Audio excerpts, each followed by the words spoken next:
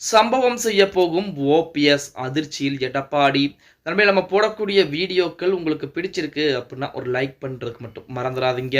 அதிமுகவிலே ஒரு காலத்திலே மிகப்பெரிய ஒரு முக்கியமான ஒரு தலைவராக பார்க்கப்பட்டவர் தான் நமது அண்ணன் ஓபிஎஸ் அவர். அப்படிப்பட்ட ஓபிஎஸ் இன்று தனிமரமாக விடப்பட்டிருக்கிறார். தனிமரம் அதோடைய விதைகளை உதிர்த்து மறுபடியும் அது பக்கத்திலே பல மரங்களை உருவாக்கும் அப்படிங்கிறதுக்கு எடுத்துக்காட்டாக ஓபிஎஸ் அவர்கள் இருந்து கொண்டிருக்கிறார் அப்படின்னு சொல்லி. என்ன காரணம் அப்படின்னா, அதாவது தனி மரமாக அதிமுக பொதுக்குழுவின் மூலமாக, அதுவும் பொதுக்குழு கிடையாது, எடப்பாடி பழனிசாமியின் மூலமாக வெளியேற்றப்பட்ட ஓபிஎஸ்ஸின் பின்புலத்திலே இன்றைக்கு ஏகப்பட்ட தொண்டர்கள் என்பது இருந்துகிட்டு இருக்காங்க.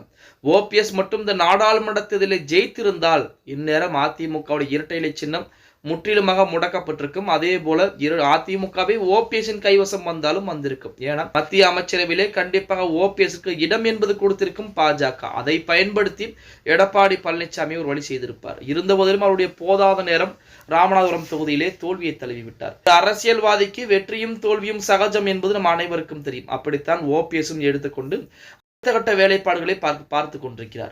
இப்ப மறுபடியுமே பாத்தீங்க அப்படின்னா ஒரு புறத்திலே ஓபிஎஸ் வழக்குகளை சந்தித்துக் கொண்டிருக்கிறார். அதாவது எடப்பாடி பழனிசாமிக்கு எதிராக தொடுத்த வழக்குகள். இன்னொரு புறத்திலே வைத்திலிங்கத்துடைய 100 கோடி ரூபாய் சொத்துக்கள் என்பது அமலாக்கத்துறை முடக்கம் செஞ்சிருக்காங்க. அதற்குரிய பிரச்சனையும் சமாளித்துக் கொண்டு வருகிறார் நமது ஓபிஎஸ் அவர்கள். அடுத்தபடியாக தொண்டர்கள் உரிமை மீட்பு குழுவை மறுபடியும் புறசீரமைக்கக்கூடிய அந்த வேளையில் ஓபிஎஸ் அவர்கள் இறங்கி இருப்பதாகவும், அதற்காண்டி தமிழகம் முழுவதுமே மிக விரைவாகவே சுற்றுப்பயணம் என்பது செய்ய போகிறார் அப்படிங்கிற செய்திகள் கூட பாத்தீங்க அப்படின்னா சமீபத்திலே வெளிவந்துருச்சு. அதன் அடிப்படையில் ஓபிஎஸ் மற்றும் ஓபிஎஸ் உடைய மூத்த மகன் ரவீந்திரநாத் அவர்கள் இந்த இருவரும் சேர்ந்து தமிழகம் முழுவதுமே தொண்டர்கள் உரிமை மீட்பு கொடுக்கக்கூடிய அனைவருமே நேரடியாக சந்திப்பதற்கு திட்டம் தீட்டிருக்காங்க. அது மட்டுமல்லாமல் தொண்டர்களை ஒருங்கிணைத்து அதிமுக தொண்டர்களையும் தம் பக்கம் இழுத்து தமக்கு ஆதரவுகளை தரவழைத்து அதன் மூலமாக எடப்பாடி பழனிசாமியை மிகப்பெரிய ஒரு சம்பவம் என்பது செய்து அதன் மூலமாக எடப்பாடி பழனிசாமியை வெளியேற்றக்கூடிய வேலைப்பாடுகளை ஓபிஎஸ் அவர்கள் நேற்றிலிருந்தே ஆரம்பித்திருப்பதாக செய்திகள் என்பது வெளியாகிறது. அதாவது தை பிறந்தால் வழி பிறக்கும் அப்படின்னு சொல்லக்கூடிய அந்த பழமொழிக்கு ஏற்ப